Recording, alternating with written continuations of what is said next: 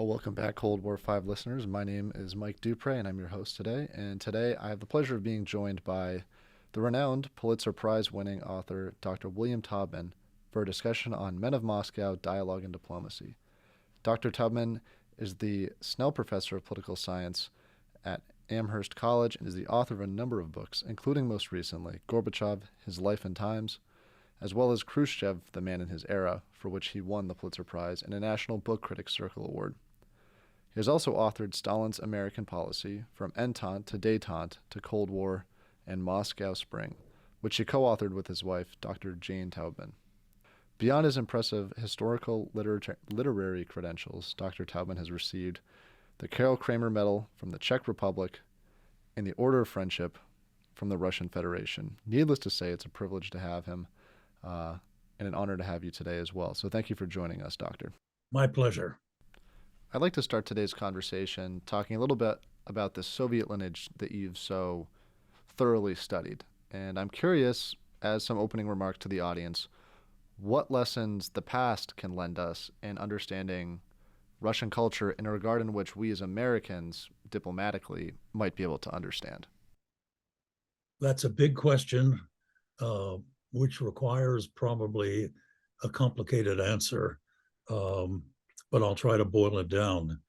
Russia is a country very different from ours, similar in some ways. It's big. It thinks highly of itself. And over the years, a lot of Russians whom I've met say there are similarities between Russians and Americans as compared, say, to Europeans. They will say, for example, that Russians and Americans tend to be more open than Europeans, less hierarchical in class, more informal. But these are sort of impressions that people have of each other. And of course, you're asking something else, which is about dealing with the country and its leaders. I think you have to keep in mind that it's very different from us at that level. It's been throughout most of its history an authoritarian country, totalitarian under the Soviets. Putin who began seemingly open to democratic evolution of his country, has now become a dictator. And in dealing with somebody like that, one has to be careful not to assume that they are like us. One has to stop trying to project onto them our own sense of ourselves because they're so different. These are very general thoughts that I have. It gets more specific when you talk about particular leaders and particular moments in history, particular crises or episodes. So perhaps I'll stop there and assume that when we go on, I'll have a chance to return to your question in a more concrete context. I'm curious about this as well, especially in laying the groundwork for our discussion. This idea that there is a legacy of authoritarianism and that this despotism is able to survive in Russia because of that legacy. I'm interested in if you prescribe to the idea that Russian leaders, or Soviet leaders in your instance, are products of that legacy, or if they're simply products in the time in which that they operate. As you describe in your book, Gorbachev, His Life and Times, which I think is a great way to analogize that, I think that the answer might be twofold, but I'm interested in your thoughts as well. Well, let me approach this in a somewhat roundabout way. When I started studying in graduate school, which was back in the 1960s, one of the big questions that was discussed was just how different Soviet Russia, Soviet communism was from the Russian Empire under the Tsars. And there were two things that people singled out to talk about. One was ideology, Marxist, Leninist, Stalinist ideology, which of course had not existed under the Tsars. And the other was the totalitarian nature of the Soviet Union as contrasted with it was called either authoritarian or autocratic nature of the Tsarist Russia. And the question that was debated was just how much difference these differences made. And I think the assumption of most of the people I read and heard in those days was they made a huge difference.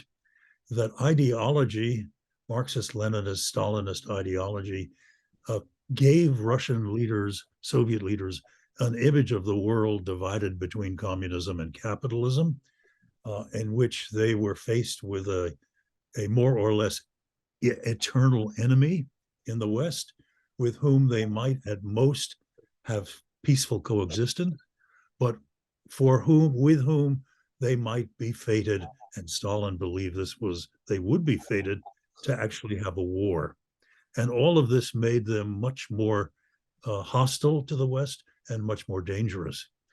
As to the totalitarian nature of the Soviet Union, that too was said to be very different from the Tsarist Russian Empire, because in the autocracy of the Tsars, the power of the state didn't reach nearly as far as a totalitarian state did. The essence of totalitarianism was that it reached through the party and the police into every nook and cranny of the Soviet Union, not only into public, but even private life. And this too made the Soviet Union far more hostile and more dangerous. To me, I believed that at the time, and I believed it for a long time. But the recent developments in Russia, especially the invasion of Ukraine and Putin's crackdown on on Russia, his elimination of free press, of interest groups, his arresting critics, even poisoning those who bothered him too much. All of this raises the question of really how different ideology and totalitarianism made Soviet Russia, because Putin does not have a Marxist, Leninist, Stalinist ideology. And as much as he's cracked down, I think he has not yet created a fully totalitarian state. The borders are still open. People can still leave, which they couldn't under the Soviet Union. So it makes me think that the Soviet Union was different from the Russian Empire, but not as different as I used to think. And that even under a non-ideological, not fully totalitarian leader like Putin, we can still have the same and maybe even a greater degree of danger and hostility from the Soviet Union than we did under leaders like Khrushchev and certainly Gorbachev. I appreciate that it's almost on a spectrum, if you will. In your expertise, I'm wondering where you put Khrushchev on that spectrum, because he has this great disdain for America and wanted to, in his own words, bury the United States, destroy it from within, without firing a single shot. The Soviets, as you've mentioned, wanted to overthrow this capitalist system that we have. And these are strong words, certainly, but then on the contrary has this unique admiration for Eisenhower, and very ironically gets along with a lot of American leadership as well. In what respects might Soviet leaders differ from one another? For example, in 1963, you have Khrushchev versus the 1980s, you have Gorbachev, and eventually Yeltsin in the 90s. Is there this dichotomy that exists that people should understand, that there isn't this isolated monolithic totem of Russia and Russian leadership, and that there's actually, in fact, gradients within? Well, Khrushchev was a man who led the world, and especially the United States and his own country, into probably the two most dangerous crises of the Cold War: the Berlin crisis from 58 to 62, and the Cuban Missile Crisis of 1962. And that was no accident, in the sense that there were all kinds of suspicions on both sides, but particularly in Moscow. And Khrushchev was a leader who took chances, took risks. One of the biggest ones he ever took was putting missiles in Cuba. he was also a man who was, as a person, explosive, impulsive, didn't think things through, didn't realize that the missiles in Cuba could lead to the kind of crisis that they led to. And yet, when the crisis peaked and it looked as if the United States was within hours, not just days, hours of bombing the hell out of Cuba and bombing the missile bases and invading Cuba, which might well have led to some sort of nuclear exchange, Khrushchev backed away and Kennedy backed away. Khrushchev had a healthy fear of war, and especially nuclear war. And he conceded. He gave up, in effect, although he pretended he had not given up. And thus the crisis came to an end and passed. So in that sense, Khrushchev, compared to Putin, Putin in Ukraine strikes me as more dangerous in the end than Khrushchev in Cuba. Khrushchev knew enough to back away and end the crisis. We have no guarantee yet that Putin will do the same. As to Khrushchev and Gorbachev, well, now we get to a really big difference. Gorbachev believed in communism as he understood it, but his belief was that Stalin had perverted communism, and that by the time Gorbachev, came along, the Soviet Union needed to democratize. He insisted that he was still a Leninist, but I don't think that's really the case. He wanted the Soviet Union in the end to look like something like Sweden. He wanted it to become a kind of social democratic country on the West European model of social democracy. So in that sense, Gorbachev was very different from Khrushchev as a thinker and as a politician. And he was also very different from Khrushchev as a personality, which goes to show that even in the Soviet Union, under different leaders, the politics and the governance and the foreign policy of the country could differ drastically. I want to bring it back to this idea, or maybe this correlation that you make between Putin and Khrushchev. And I don't know if this word is misleading or not, but fear. Tim Marshall writes a book on this that essentially argues that the geographical nature of Russia's existence lends itself to the interpretation that Russia is inherently a reactive and defensive nation, but one that is forever expanding because it feels that that is the only way to counter the aggression that they see in their eyes. I'm kind of curious what correlation you can make from Khrushchev's time, which was marked with this fear of the United States, and what the protectionist fervor might lend to this today. If there is no correlation, maybe in what respects was Khrushchev trying at the very least to be proactive on the American issue? I think the distinction you're trying to draw between offensive and defensive is a very tricky one. I mean, if you think about the Russian Empire under the Tsars, sure, they were afraid of invasion. Napoleon had reached Moscow. Or if you think of the Soviet Union under Stalin, Hitler invaded again. But on the other hand, Tsarist Russia expanded all the way from Europe to the Pacific Ocean. And what is that? I mean, is that defensive? To say that for defensive motives, you expand for thousands of miles and take over all kinds of territory, that is not defensive. Or if it's defensive, it's also offensive. And the Soviet Union after World War II expanded its imperium into Eastern Europe, all the way through to the West German border.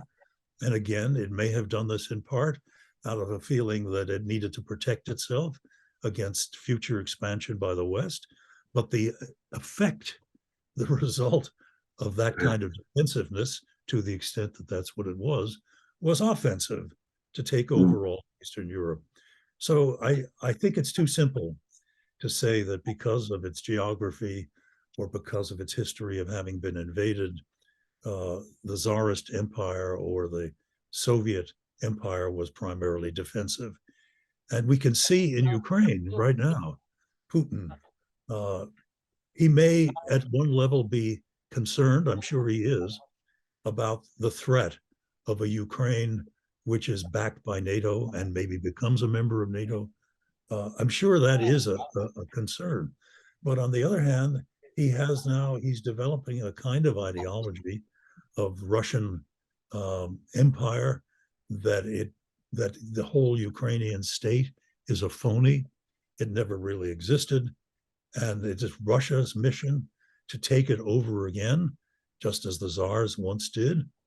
So again, I warn against trying to make this distinction between offensive and defensive because they are sort of inextricably mixed.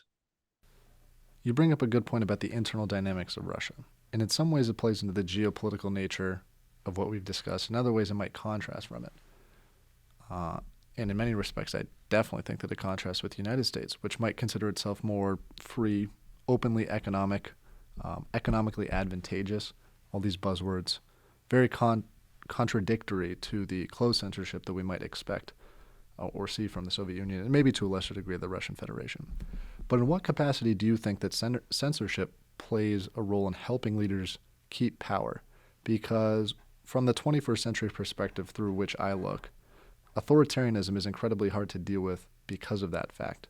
There's an interesting article in the Atlantic Council that came out by former Polish ambassador Daniel Fried, essentially arguing that sanctioning the Russian people, you're not really touching the leadership of Russia.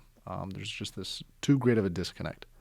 I guess, can you explain this, a historical relationship to this fact? Well, Khrushchev is the man who denounced Stalin and tried to liberalize the Soviet Union within certain constraints. It was under his rule that a kind of thaw occurred in culture. Solzhenitsyn was published. So Khrushchev reduced to some extent the controls and the censorship that as Stalin had laid them on.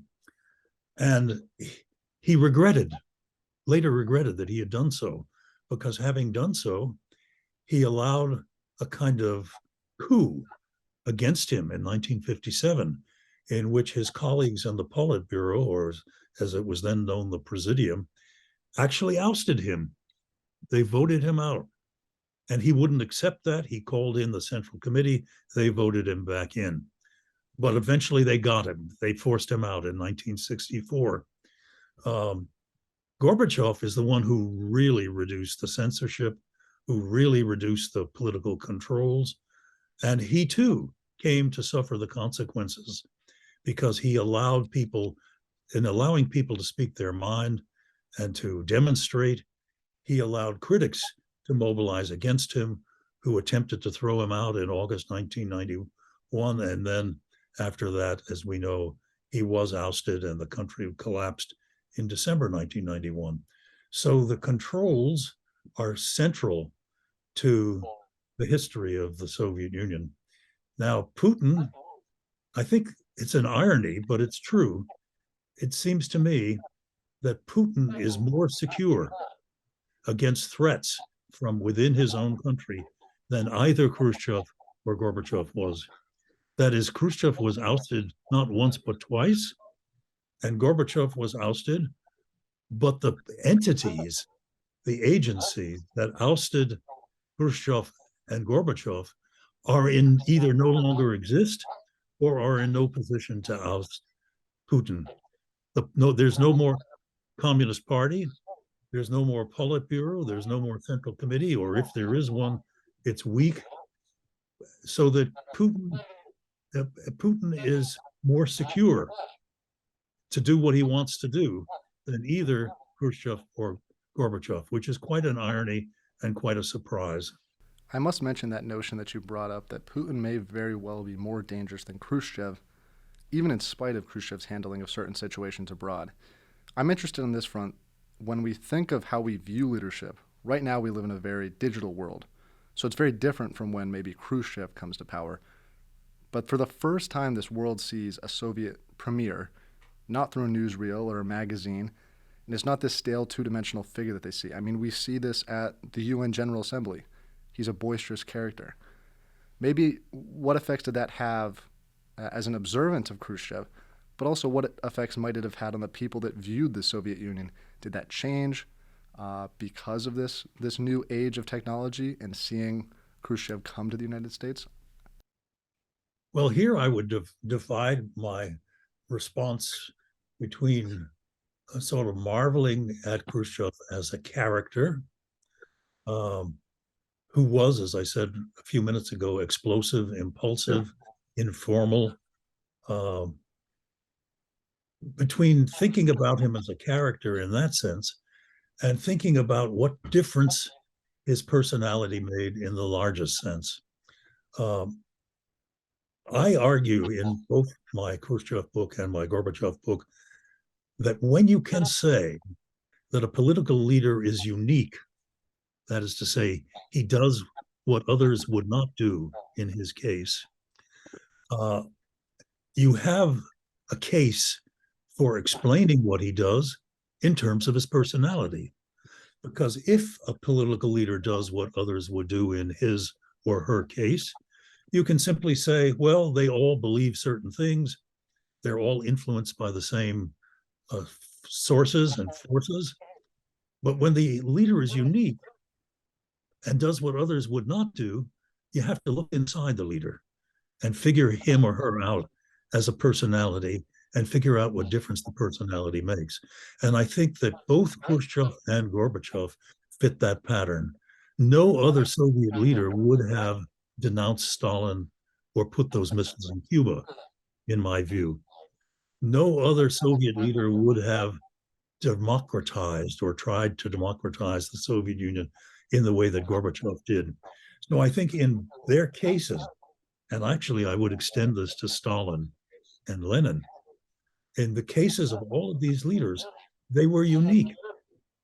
And therefore, we need to understand their personalities and ruled the country. I noticed when I was reviewing some of your literature on Khrushchev and more currently Putin, I'm finding a great correlation between the two.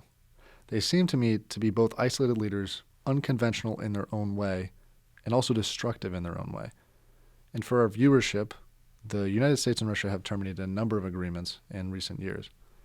The U.S. gets out of the EBM Treaty in 2002, the INF Treaty falls apart, START right now is in a bit of a dumpster fire. These treaties took 5 Soviet premiers to develop, negotiate, enact, and maintain, and yet they've all fallen apart under Putin. I'll give credence to the fact that Putin has had a very lengthy tenure of leadership, but I don't think that many would argue that we live in a more divisive time now than in the traditional hegemonic Cold War.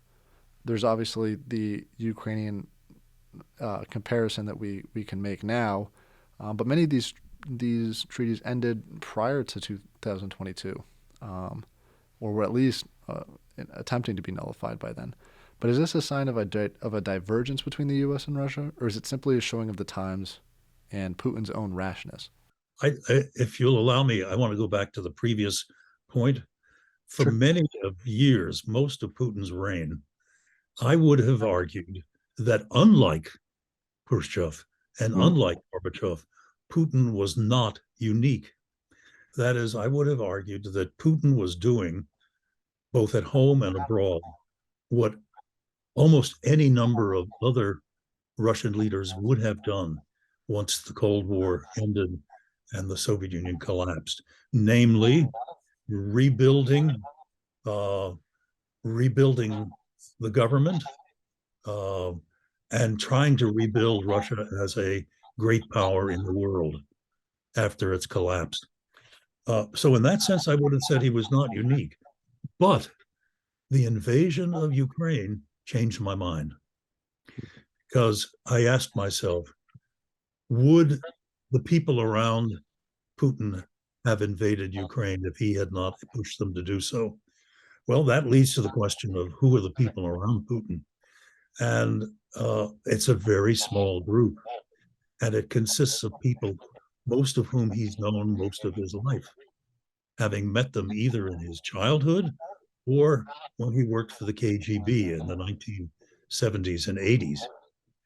And so I think that if they agreed to invade Ukraine, it was partly because they were so close to him, and it was because he wanted them to agree. All you have to do is go back and remember some of those pictures that we saw of Putin during the COVID period, meeting with his advisors in these big, luxurious Kremlin rooms. And he's sitting at one end of an endless table, and they're sitting at the other end. And he's asking them, "Do you agree with me?" And they look scared. And one of them stutters, and he sort of chastises him. So, what this adds up to is my conclusion that Putin, too, is different and, in a sense, unique, and that therefore his character, little as we may understand it, and I don't claim to understand it as well as I hope I've come to understanding Khrushchev and Gorbachev, has been central to the invasion of Ukraine with all of its consequences so far and may follow. Now that's a little different from talking about START and ABM, but I think it's the essence of the issue with regard to Putin. In whatever capacity that you lead or any leadership that you hold, you seem to be surrounded by people that have some level of influence over you. In the Russian context, that seems to start with the vanguard of the Lenin era, the core of the revolution, the biggest cog in the machine.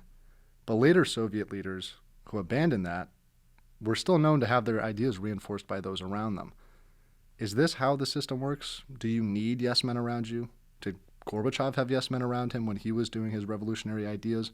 Did Khrushchev? And I'm kind of curious also, is there a modern version of yes men? What effect might that have on the decision making of these leaders? And does Putin now feel that he needs to isolate himself to preserve that power?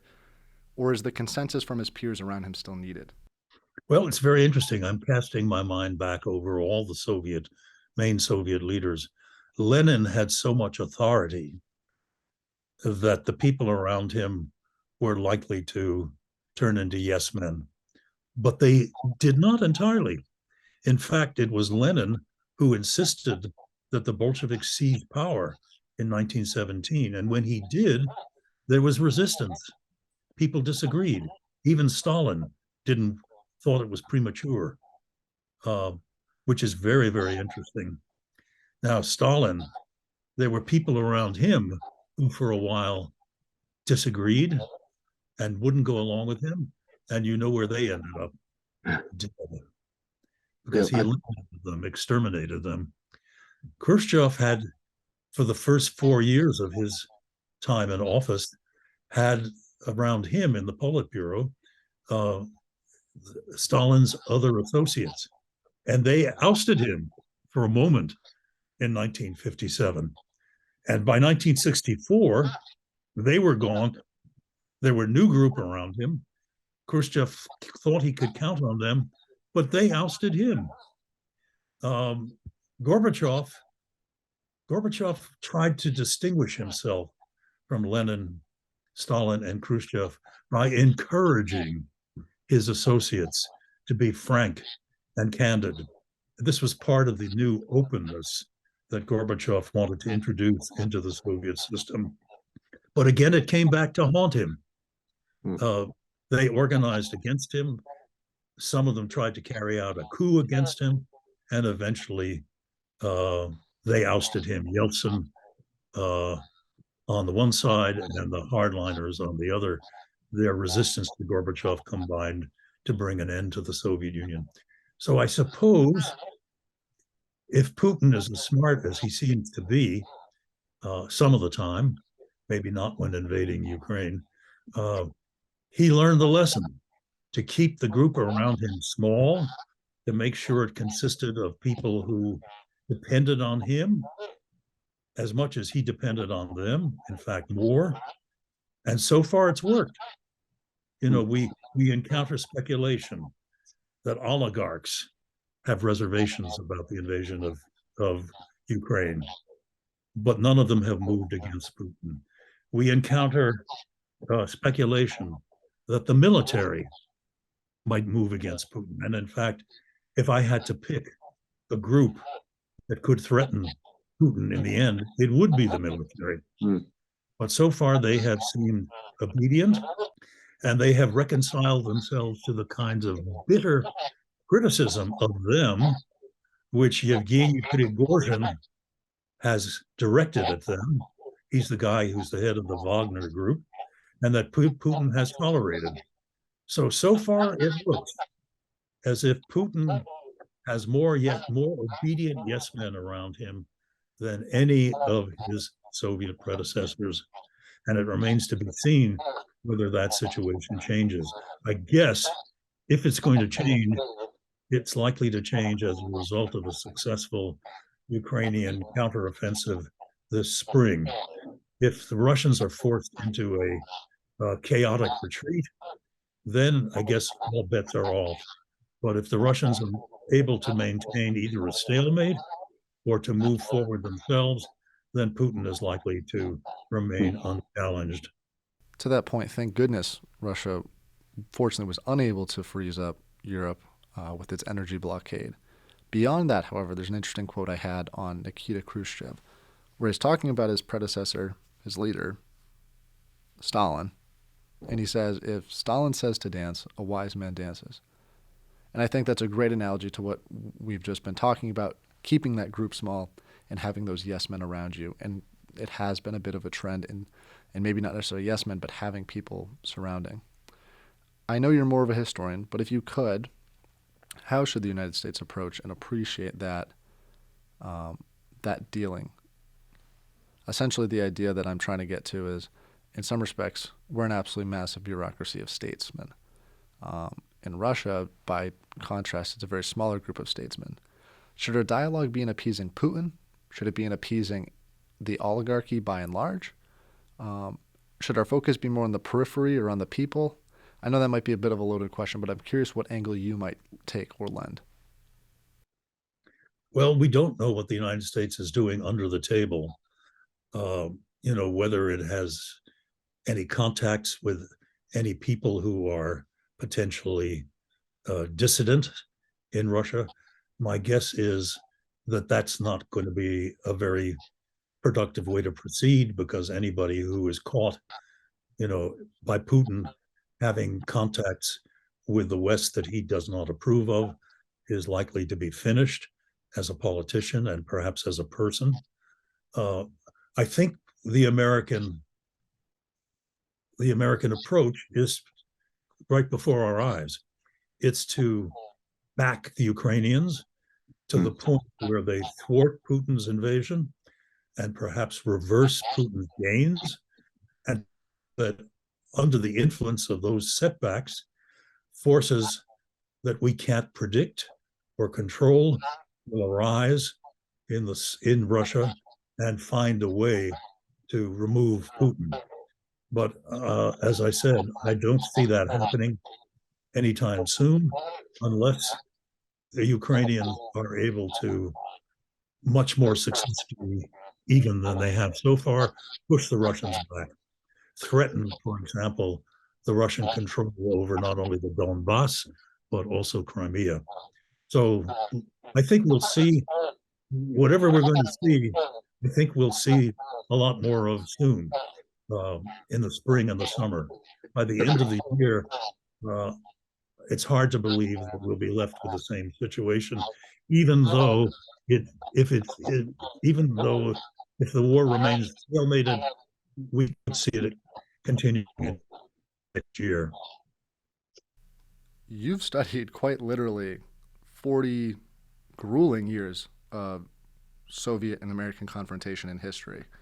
And in that frame, there's a lot of ebb and flow with this relationship. Right now, we're definitely in an ebb.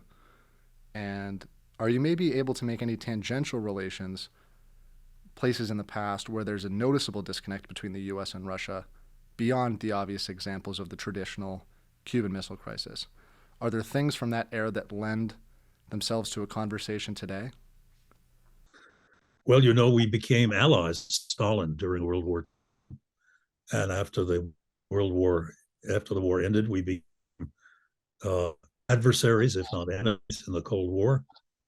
You're right about the shift of Khrushchev from the danger of the Cuban Missile Crisis to the honeymoon with Kennedy afterwards. I I think this situation is different. Uh, I don't think there's any situation where we came so close to fighting the Russians militarily. The Ukrainians are killing Russian soldiers, our weapons. We are not fighting them directly. In fact, President Biden is being very careful to make sure that even the Ukrainians aren't able to strike in any kind of extensive way within the within Russia, lest that lead to escalation and a direct conflict, war between the United States and Russia. But I think we've come close enough to that it's impossible to imagine our cozying up to Putin afterwards in the way that we did with Khrushchev when, in the summer of 1963, we negotiated the test ban treaty with him. So I think this has the potential to be more of a watershed.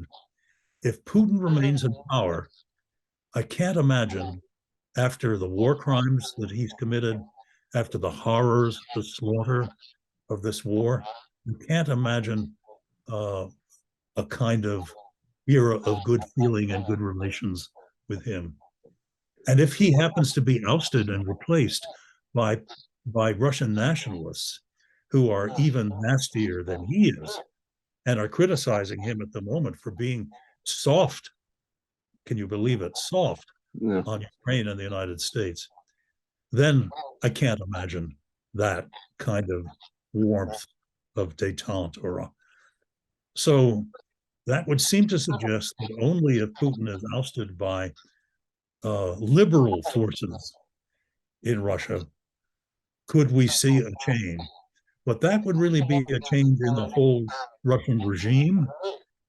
And I don't think it's very likely, given Russia's history, given the balance of forces there. So I think we are fated, certainly as long as Putin is in power, and perhaps even afterwards, to find ourselves in a difficult, strained, even Cold War kind of relationship with Russia.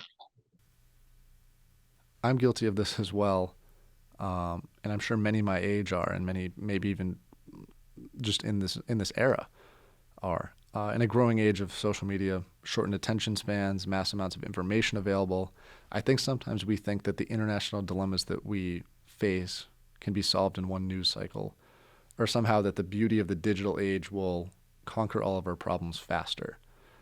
As someone who's observed these similar dilemmas when such technology wasn't around, has modern technology, in your opinion, hindered the way in which we communicate about international relations and about or within international institutions? Do you think it's easier to speak with Gorbachev than it was with Khrushchev? And in what respects might that have been aided by technology? And feel free to disagree with that sentiment. Well, maybe I'm old fashioned, but I don't think technology is so central in that regard. I mean, Khrushchev made it easy to communicate with him. He came to the United States for 3 chaotic weeks in September 1959. And then he came again in the fall of 1960. So we saw him on television, we saw him in person, and the result of both trips was to actually um, make raise tensions. Well, I shouldn't say raise tensions in the first case, because after the September 1959 trip, Khrushchev thought he was in line for a period of improved relations, a summit the next spring with Western leaders, and it was the American downing of a U-2 spy flight that blew up the summit. We certainly saw a lot of Gorbachev. He came to the United States. Reagan went to Russia, Soviet Russia. I think where technology enters into it is the way in which it is used by the regime, the Soviet regime, now the Russian regime, to poison relations. the attempt to affect the outcome of the 2020 election or the 2016 election, the way in which Moscow has used technology to poison or to try to poison American political discourse. That's bad. And the way technology is used by groups within the United States to sort of egg each other on, to sort of consolidate their group, to spread misinformation, that hinders relations. So I think technology enters into it in those ways rather than how it affects the direct communication between leaders. To end our conversation today, do you have any lasting thoughts? And it's getting back to the central theme of this podcast. What is America's role abroad? And if anything, are we as Americans missing something about the people, the leadership, the legacy? And do you have any thoughts or takeaways that we aren't maybe taking into consideration enough? Well, I think our tendency in the past has been to get carried away by, on the one hand, a sense of danger and hostility in our relations with Russia, Soviet Russia, and now post-Soviet Russia, and on the other hand, by a kind of temporary euphoria in the hope that things are getting better, and maybe better and better and better. I mean, even briefly under Khrushchev, there were good moments and dangerous moments. Under Gorbachev, there was great hope that he was changing his country fundamentally, and that the new Soviet Union under his leadership would cease to be not only our enemy, but would become our friend and our ally.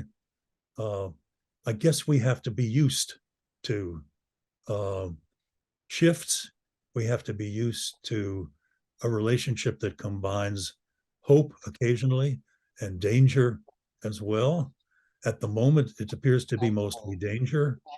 And the terrible thing, I guess, is that Putin seems to be such a bad guy that it's very hard to have any hope at all. But I guess if we're talking about the future, we should be trying, as we are, to avoid the worst case, which would actually be a war between the United States and Russia, while hoping for the best case, which would not be an alliance, would not really be friendship, but would be at least an ability to get along with each other and avoid the worst. Well, awesome. Thank you so much, Dr. Taubman, for your time today. It's been a great pleasure. I know I've gained a lot from this conversation. I'm sure the listeners will as well. So I appreciate you coming in for this discussion. Well, I've enjoyed it very much, Michael. Good luck to you.